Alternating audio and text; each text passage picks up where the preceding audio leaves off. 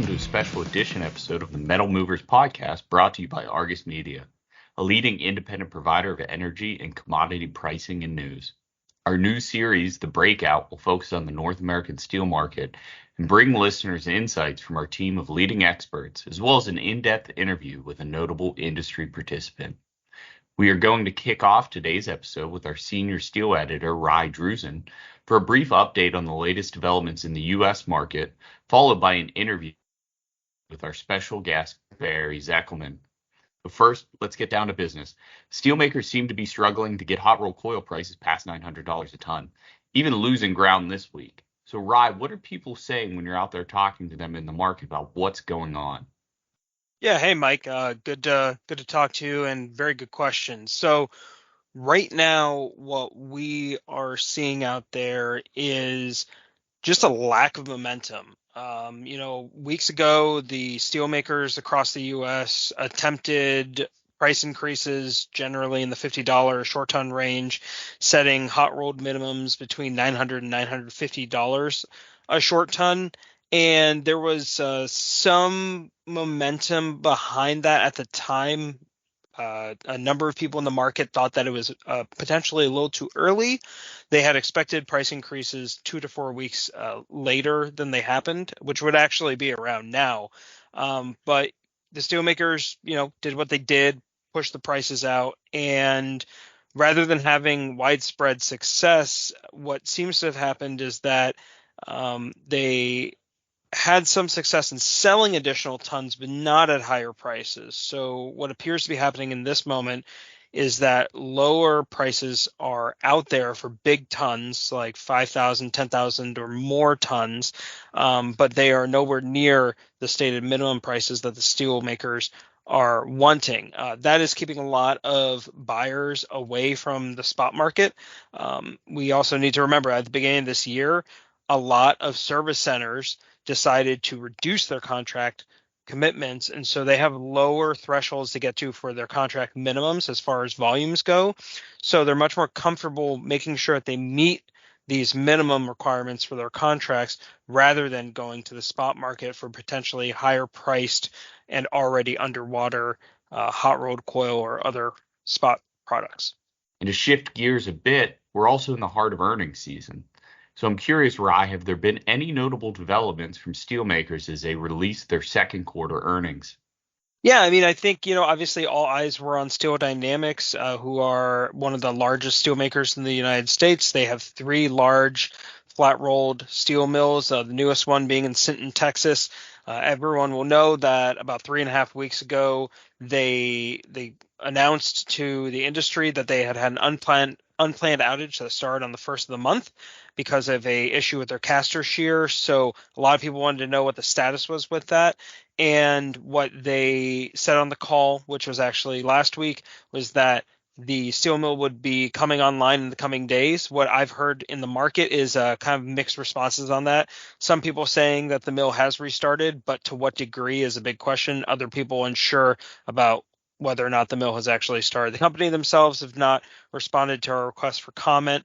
But obviously, Sinton sitting where it is in Texas has some bearing on the southern hot rolled market and flat rolled market, which has created a bit of a premium this week where southern hot rolled pricing is actually about $10 more than in the Midwest, where it seems like there's quite a knife fight going on for prices. When it comes to Cleveland Cliffs and Nucor, who came out today, Cliffs actually increased shipments, which has been their stated goal this whole year. They cited increased auto volumes, which I'm actually working on some auto earnings as well. And I can tell you, General Motors, they've increased their second quarter sales volumes by 19% compared to the prior year. And in the first 6 months, they're up 18%, which is quite a number of additional vehicles being sold. And so that kind of drives some of that additional steel demand in at companies like Cleveland Cliffs. U.S. Steel comes out later this week. They're also pretty automotive heavy. We'll see what their volumes did. And then Nucor actually saw volume declines. They're keeping their utilization rates lower. They did increase a little bit, but they're still in about the mid 80s, and that's a company that usually operates in the low to mid 90% utilization rate. So kind of some interesting stuff going on there with their production volumes. And I think after the pandemic, hearing that auto might finally start to be coming back is probably music to a lot of people's ears after a prolonged kind of drought here. Those insights are greatly appreciated. I'd like to let our listeners know that if they're interested in receiving more in-depth news, pricing, and analysis from Argus, our latest product, Argus Global Steel, is now available as a one-stop shop for all their needs. Please use the link below of the page to request a free trial. And now we're going to move on to our interview with Zeckelman Industries CEO, Barry Zeckelman. I'd like to welcome our listeners to the breakout portion of our Metal Movers podcast, where we sit down with recognizable names and figures in the steel industry. Our inaugural episode of the breakout, we're lucky to be joined by someone who almost certainly does not need an introduction. A man born in Windsor, Ontario, took over the family business at the age of 19, following the sudden passing of his father. That business, Atlas Tube, eventually grew into the largest independent steel and pipe and tube manufacturer in North America, with sales of more than $5 billion.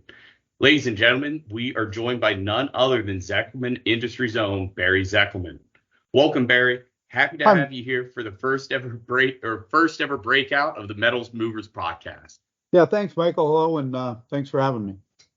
Yeah, so I think it's interesting. Let's start at the beginning of your steel career. At 19, you're thrown into running the family business alongside your brothers in 1986.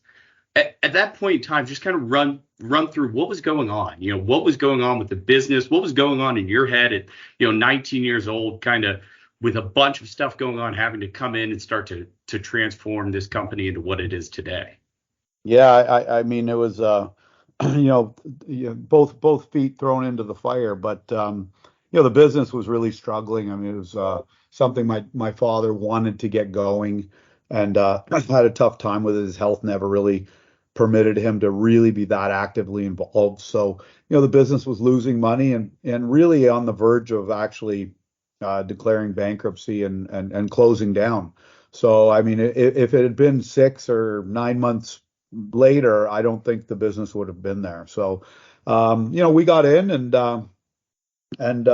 knew it was our father's dream, and said, took a look at what the options were, and against all advice, really, we decided to make a go of it, and just started there. And learned, tried to look at what was the biggest problem we had. And the biggest problem we had at the time was, getting the machines running and then selling the product. And that's where we started. And it was literally hand-to-hand combat, day by day, and trying to figure out how we were going to bank the business and pay the bills. So, I mean, that's how I learned it. I got my fingernails dirty along with my brother, and learned what to fix first and why it was breaking and how we could possibly fix it and keep the machine running and, spit out a few thousand pounds of tubing. And when I say that, it was literally, if you could run a truckload in a day, it was a good day. So if you're going through this beginning process, I mean, you come into a struggling business, and we know where you're at today with it. But on the top of your head, were there some early successes, some wins that you guys were having that you thought to yourself, okay, this is going to be sustainable. This is something we want to keep doing. Is there anything, at that beginning period that really sticks out in your mind? Yeah, I can't tell you that there was a success other than the gratification of progressing. Literally every hour and every day that, hey, we're moving forward, not backwards. And there were always steps backwards too, but we seemed like we were winning more battles than we were losing. And also, a bit of a chip on our shoulder, right? I mean, everyone said you can't do it. And, we were pretty stubborn guys, maybe sometimes too stubborn, but pretty creative, and we're fighters. So, I think there was a lot of that involved too. Like, we'll show you, and we're proud. And we just wanted to make it happen. And we had a great team. I had a guy who was there who started with my father, Joe Ponick, and he's since passed many years ago, who was without him, we would never be in business. And a ragtag group of guys out in the plant, who a few of whom are still with me today. And we just owe everything to those people. And it was fun. I mean, I didn't have anything else to do. I wasn't going back to school, and this was the main asset in the family, portfolio, if you will. And some of it was just, you had to make it work. So, and we liked it. We liked the challenge. We liked fixing things. We liked figuring out solutions, and it literally just went like that. And as we sold the truckload of tubing and got paid for it more than we paid for the steel and the scrap, we knew that if we reached a certain volume, we'd pass a hurdle that then became profitable, and just keep going like that. And I got to be honest with you, Michael, it's the same thing we do today. I mean, it's a bit of a trader mentality, and buy steel for X and sell tube for Y, and make sure you don't spend more money than that spread in the middle. That's it. And obviously it's a lot more complicated than that today, with the various products we do and what we do and things that we do and technologies we employ, because we use all of those to increase that spread, and lower the cost to increase that spread, and gain the scale that we do and the sophistication that we have to buy right, and be great partners to our suppliers, and be great suppliers to our customers. So keep it simple, stupid, I guess, is what we do. It seems like a very simple business plan when you lay it out like that. So I mean, you start back, in around 86, and then we kind of get through, a 20-year period, and then we get into the 06 period, where it seems like it's another big sort of substantial change in the business. You take it from a small struggling business, you grow it up over those 20 years. And then can you kind of just walk us through from that 2006, 2011 period, with the Carlyle Group and the JMC, and how this all kind of came together? Yeah, I think the big step for us was the big really changing year was 05, 06. In 05, we bought Mavericks structural tube business and the book of business, and then we set out to build a plant. Along with, we bought the assets of Copperweld, which were owned by LTV. We bought the structural division and split that with Dofasco, which is now ArcelorMittal Dofasco in Canada. They took the automotive and the drawn over mandrel business, and we split it. We took structural. And it was a banner year for us. Big consolidation, loading up the plants, started moving assets to where they would be better deployed, i.e., some of the Canadian assets down to Arkansas, and then move that Maverick book of business there. And in that time frame, we got approached by Carlyle, who owned private equity, who owned John Maneely Company, which was another pipe and tuber, but not one overlapping product, very different than what we did, and wanted to buy us. And at that point, my brother had largely left the business, a little bit involved. My younger brother had his own business. I was running it, and we were at such scale that it was like, well, where do we go next? And it was intriguing, but I didn't want to sell.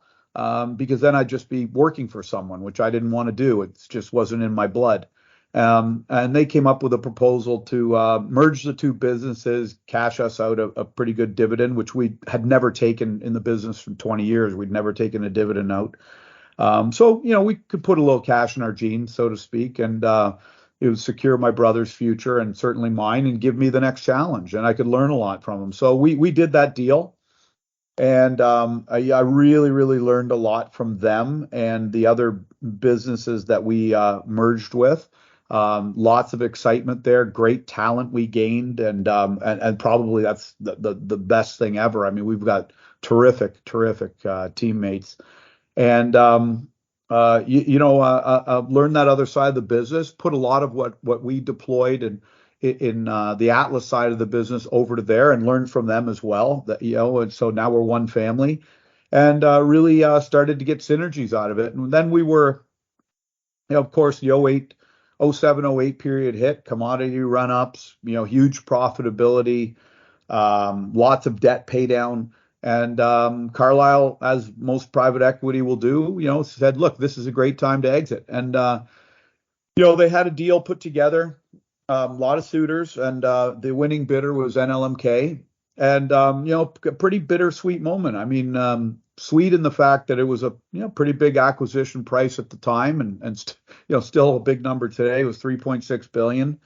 And it would have been an end to an era, at least my era, and the Zeckelman's era, and my brothers. And the deal ended up falling through with the financial crisis. And while most people would say, "Wow, that's terrible. That's bad luck," it was actually, besides the birth of my children, probably the best thing that's ever happened to me in my life. I was really kind of wondering what the hell I was going to do. This is all I know how to. This is all I know how to do. That was going to be my follow-up question of, okay, if that deal, hypothetical, that deal goes through in 08, what is Barry Zeckelman doing in 2009 and beyond? But I don't know. Yeah, I don't know. So it was. So I was pretty kind of taken aback, and I was it became very clear to me just how much I love this business and the people that are in it, the fun that we have, the friendships I've built, the relationships that we all have, the lives we've changed and they've changed ours, and help seeing them grow, and just the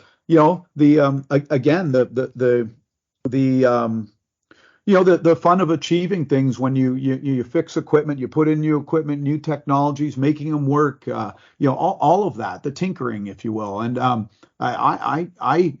was, I didn't know what I was going to do, and then it fell through, and we kind of kept the ship running well, did our job, and put our nose to the grindstone. And in 2010, Carlyle said, look, we got to start returning money to our LPs, even in these tough markets and financial crisis. And the business is pretty stable right now. And, we're looking at exiting. And before we do that, you've been a great partner, and we just want to know if maybe we offer it to you first. Would you be interested? And I kind of smelled that coming. I had, put all my ducks in a row with our family to be able to buy it back. I knew that I had a feeling the day would come, and we jumped at it. So we completed that transaction, and off we went. And I got to correct what I would say was a huge mistake in the fact that I put ourselves in a position where someone else controlled our destiny. And that was the partnership with Carlyle. I'm not saying anything bad about Carlyle; they were terrific, but just not for me. Right, in the end, not for what I want to achieve in life, and what I want our teammates and our company to achieve. And now we're in that spot, so it's a great spot to be in. Yeah, and that kind of gets back. So 2010, 2011 time period, and then 2016, you go from JMC Steel Group to what we now know as Zeckelman Industries. Yeah. It sounds like, it's a very proud kind of moment for you, for the family, for, all your team members to have your name behind the company. But can you talk us through that? 2016, you have the name change. 2017, you start to acquire, Western Tube and American Tube, expanding into different products, different markets. So kind of just talk us through 2016 to where we're at today. Yeah, look, JMC was short for John Maneely Company. We wanted to get rid of that name because they were no longer involved. That was still with Carlyle. And then when it was, when we bought it back, we're like, well, what the hell's JMC? It has nothing to do with us. So we just said, we're not going to call it Atlas Tube. The brands have great names, and great recognition. So we said, look, this is us. When people think of this company, they think of our family. So why not put our name on it? We're proud of it. And that's what we did. And then, acquiring American and Western, two great companies from the ownership they had. They weren't really new products. They were just good geography and good consolidation. and that worked out well. And then we looked at really taking that footprint that we have and really, making it excellent. And that's where the focus has really been driven, from that time frame. We've always reinvested, but in the last 5 years, it'll be 6 years now. In 6 years, $1.2 billion of capex into just tremendous automation, tremendous efficiency enhancement, safety, speed, product quality, physical footprint, organic growth, depth and breadth of product, a lot of technology. I mean, we're setting ourselves up for, not the next 2 or 3 years, but for the next 2 or 3 decades. And with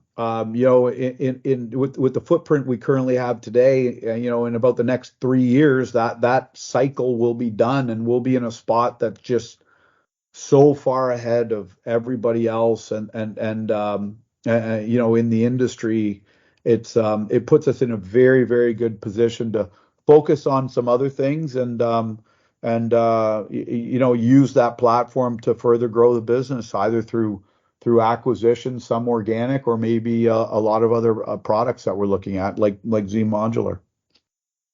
Yeah, and I think, it's when you have 2 steel markets here in 2018, 2021, that I don't know. I mean, you were around for 08. You saw that. Did you ever think you would experience a market like 08 again, let alone 2018 and 2021 back to back? No, but look, we didn't build this company to operate in extreme moments and do all. We built this thing for longevity, right? I mean, when I first started out, as an old guy said to me, he said, "Barry, there's 7 bad years in this business and 1 good one, and you've got to understand that." And I really didn't like that formula, that equation. I said, well, then I got to figure out how to make money in the 7 bad years. I mean, if the 1 good one comes along, great, but I'm not waiting for that rainmaker and then sit back and bleed it off till the next one. So that's what we did. So, to say, could I ever see an 08 coming? No. Could I ever see a 2021, 22 coming? No. But I'm prepared to not only survive in those times, but prosper, right? So, and also not get euphoric with it either, right? Realize that those are anomalies, and they're springboards to the next thing you're going to do, and use those opportunities to enhance yourself. I mean, and strengthen yourself and your platform and your teammates, and prepare them for the next hunker down. But in those opportunities, what Warren Buffett say, be greedy when people are fearful, and fearful when people are greedy, right? So, we think a lot alike in that regard. I'm not comparing myself to Warren Buffett, please, but we just we want to prepare for all circumstances. That's all.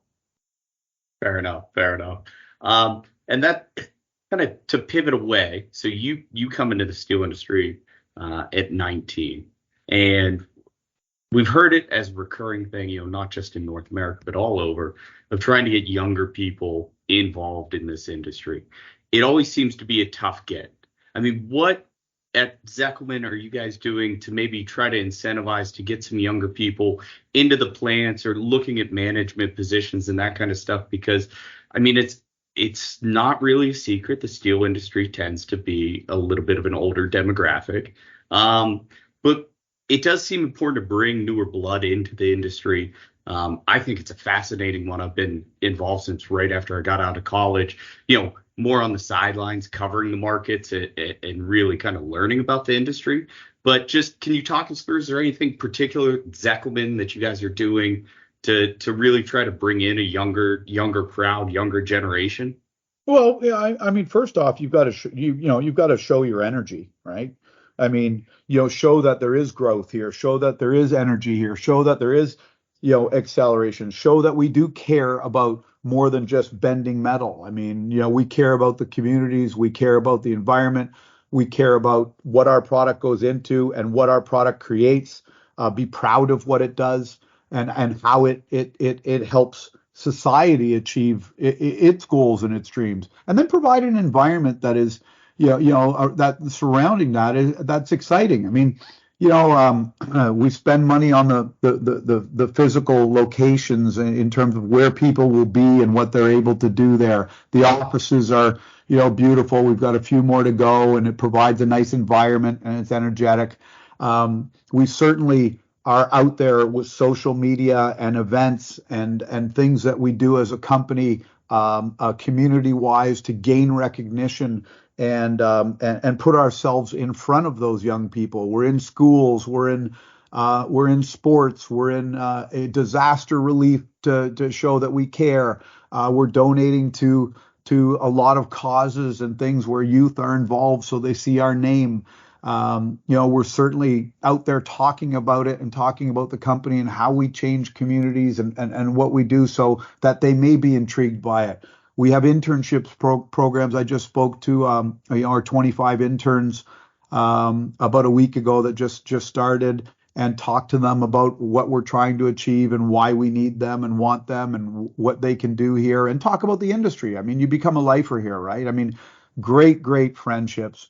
Great industry. People have achieved tremendous success, and we tout those stories. We talk about how we promote from within. We talk about where careers have gone, not only in our company, but in the people that we do business with, both on the supply side and on the sales side. I mean, just remarkable stories in this industry of success and achievement.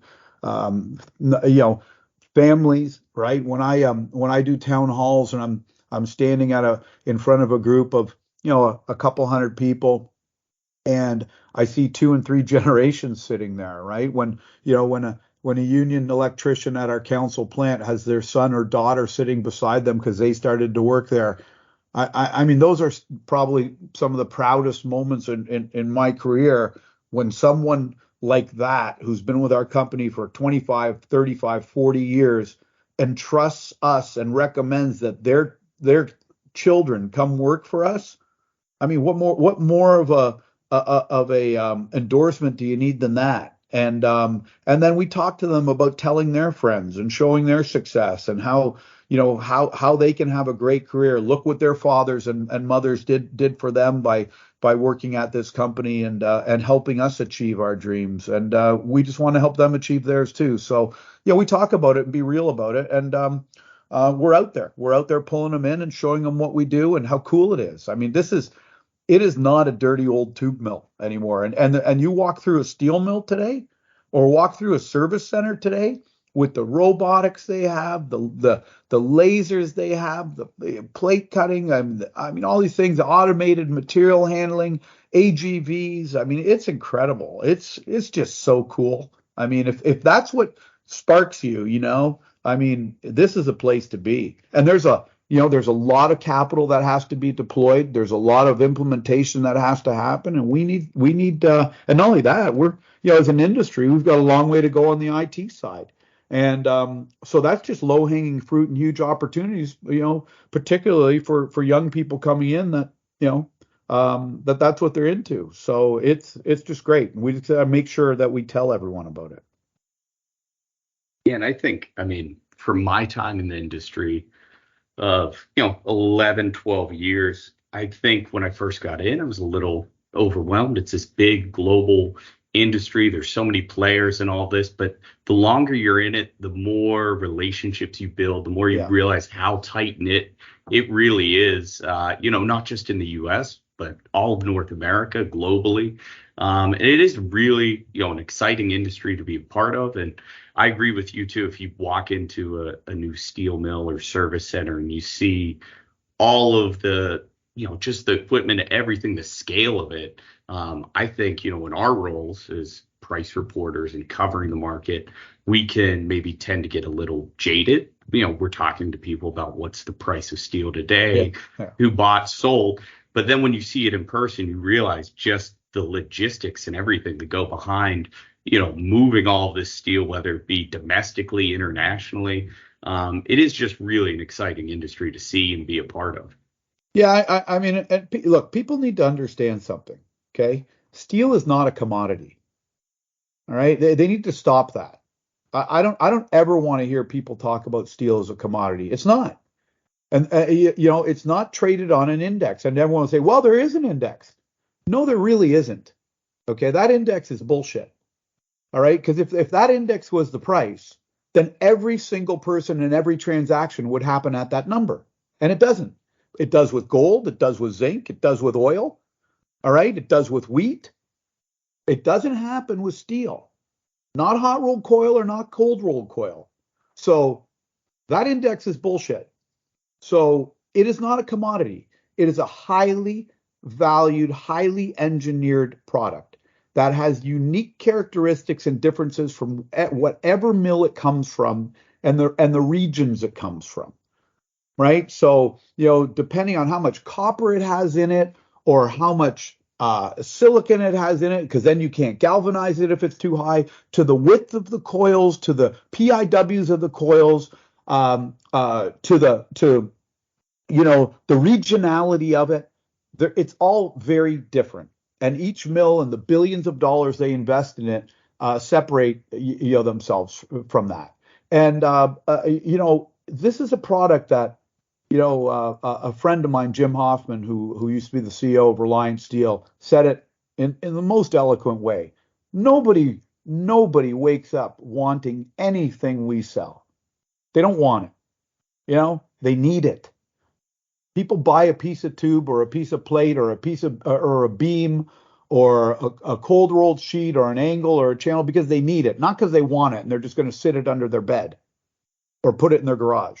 So we got to understand the value of our product and what it means. But I will circle back as we are part of a price reporting agency here at Argus. We do publish market assessments. So I agree with you that steel is a very, very product.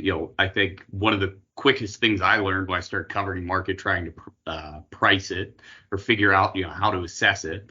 Everybody at producer side, it is not a commodity. It's an engineered product. But from a price reporting agency standpoint, we do want to have established methodologies for the quality. And we're trying to get a repeatable market assessment based on that price. So we're not saying that's the price for everybody. We know, you guys have, I think it's 2.8 million tons of capacity, and you're the largest hot roll buyer outside of, automotive here, I think, in North America.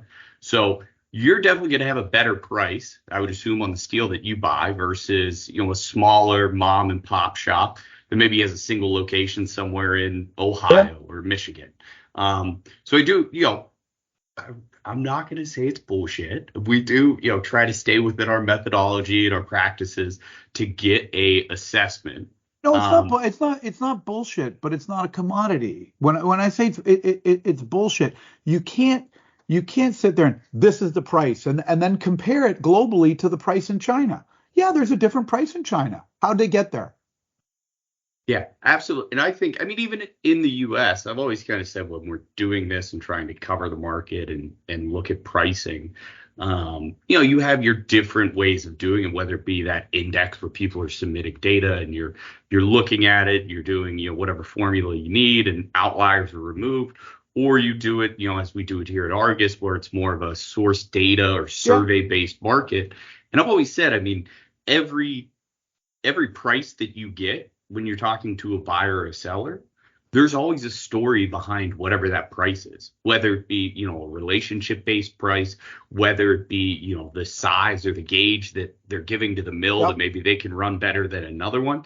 But I think it's, there is a little bit of art to it. It's not just a science of spitting out a number and saying this is the price today. And nor am I saying that. But it is not. It is when you look at that index, and I'm not saying it's your index, right? You're reporting what you hear and what you find, and there's a science behind it. And by the way, I'm not saying I don't pay attention to it and look at it, but it is not a commodity, okay? And and it just doesn't trade at that level and that number. So when you look around the world and look at that pricing, you have to look at what's behind that as well. I mean, in theory, the U.S. is the lowest cost producer in the world. Okay, we have great iron ore, we have the lowest natural gas, we have very low electricity, we have very competitive transportation costs. The labor, if you look at a mill, is 0.25 man hours per ton on flat rolled. Okay, so if you're paying someone $50 an hour, which is $100,000 a year, you're talking about $16 a ton. It costs $80 a ton to ship it across the ocean. So how the hell is anybody going to compete with us? Even if they pay their labor $1 a ton, that's a $15 difference, and you're behind the eight ball by $80 a ton in ocean freight. So the U.S. is the lowest cost, most efficient producer in the world. We have every bit of ingredient to do that. And we have the lowest cost to do that and the highest quality raw materials. So nobody else competes with us unless they want to sell it for break even or lose money or be subsidized. That's it, plain and simple. I maybe never even thought of it just in terms of the man hours, and even if it's a higher cost of labor versus, if it's going to take you longer to produce it, but you're paying less. But in general, I think everybody's trying to figure it out as we kind of look forward and we look at, carbon neutral steel. You've got the steel makers out there with their branded versions of their low carbon or carbon neutral steel, where obviously if it's EAF based, it's going to be relatively low carbon per ton produced anyways. But then, you can do the carbon offsets to kind of get it to that zero level. But from your types of customers that you're selling into, I mean, where does this sit in today, and where do you expect it to kind of go in 5, 10, 15 years time? Because everybody's talking about it, but it still feels like it's really early phases of trying to figure out this concept. Well, I think that we're all going to have to get globally more efficient and effective at neutralizing carbon in the product itself. Okay, and you're going to do that by a mix and match of EAF, how you generate the electricity for that EAF, where that comes from. You're going to look at what carbon based fuels you use. If you're using natural gas, can you use hydrogen? How did you generate the hydrogen? What did that cost? How much does it cost? And there's a cost to it. Okay, there is a cost to being environmentally cautious and environmentally careful. And if we all want to do that, then we're all going to have to pay a bit more to do that. That's okay. I mean, that's fine. If you look at the cost of steel in any one finished product, it's really almost de minimis, right? I mean, in the cost of a car, it's not that big. I mean, it's there, but it's not that big. I mean, if you look at our tubing that goes into a building, or our electrical conduit that goes into a electrical package in a building, yeah, there's dollars there, but it's not that big. So if you were paying $100, $150, $200 a ton more for steel, you're not going to move the needle in the end, the finished product in the end. I mean, is it dollars? Yes.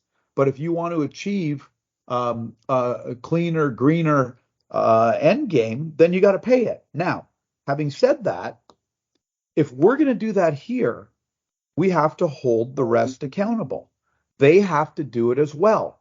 It's not Indiana warming or Sinton, Texas, or Osceola, Arkansas warming. It's global warming and global CO2 emissions. So if you want to ship steel or steel products, the 70 million tons of indirect steel imports that come into the U.S. every year, I want to know where it came from. I want to know how you produced it. And I want to hold you accountable to the same standards that we're being asked to be held accountable, and what we're doing to do our part in protecting the environment. So if your refrigerator is coming over from China and it was produced with steel that is, 6 and 7 times dirtier than the clean steel produced here, I'm going to tax you on it. All right. And don't give me a crap carbon certificate that you made up. All right. We have to figure out what those carbon offsets are or where you got them and are they real and what they're paid for, how you paid for them or how you generated them. So until we can verify that, pay the tax, man. And Okay. I was going to say, I mean, too, because we've seen it in Europe with the carbon border adjustment mechanisms that are kind of getting rolled out. But have we had conversations in the U.S. of doing this? Because, Not really. and Not that's, really. Yeah. I was going Canada. to, Yeah. Sorry. sorry, I was going to just say briefly too, because I've talked about this with a few other people too. If, the U.S. is slow to the game or Canada is slower to the game than Europe with this kind of stuff, you have to think that all the imports that were going into Europe that now are going to be higher priced, that are effectively going to act as a tariff with a carbon border adjustment. I mean, they're going to go elsewhere in the world. Yeah. The international trade doesn't stop. It just kind of shifts to different homes. You So got, if you the got, U.S. is yeah. slow, I mean, we do run the risk of, Yeah. those ending up on our shore. Yeah, that's right. So we got to move now. Yeah. Right. And you got to move fast and you got to be decisive about it and make it happen. And, and just for the record, we just passed the budget here in the US. Okay. And there's a massive deficit. So there's two ways to make that up. Okay. Only two: increase revenue and decrease spending. Okay. That's it. So it's become pretty damn clear that they can't decrease spending. So how are you going to increase revenue? You're not going to do it with taxes. That's bullshit. And the more you try and do it with taxes, the less revenue you're going to get in the future because you're going to kill business and kill the revenue generating item. Largely, the biggest portion of which are payroll taxes. So if you want to get more money, employ more people, create more business here, and collect more taxes. So last I checked, the people that are making pipe in Oman and in the UAE and in Thailand that are shipping it here, screwing up my business and my competitor's business, aren't paying US taxes. I pay US taxes. So if you want to take more of my tax dollars, let me produce more tubing and employ more people and increase the revenue generation here that will then help you cover that deficit. Let's get real about it and let's make sure that we're making it here in the cleanest way possible, taking care of society, paying great wages, and we're covering our bills. That's what I had to do in 1986. It was a pretty simple equation, and it's a very simple equation today. So I suggest to all of them, they go take a look at my little notebook on math and figure it out and start what we did in 1986 and maybe they'll get there.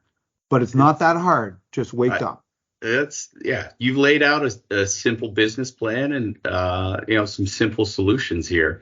Barry, I appreciate the time. I know you've got kind of hard out coming up here shortly. Yeah. So I just want to say thank you again here for stopping by, taking the time here to kind of run us through the history of Zekelman Industries and kind of where we're at and some of the bigger topics that we're looking at in the North American and global steel markets today.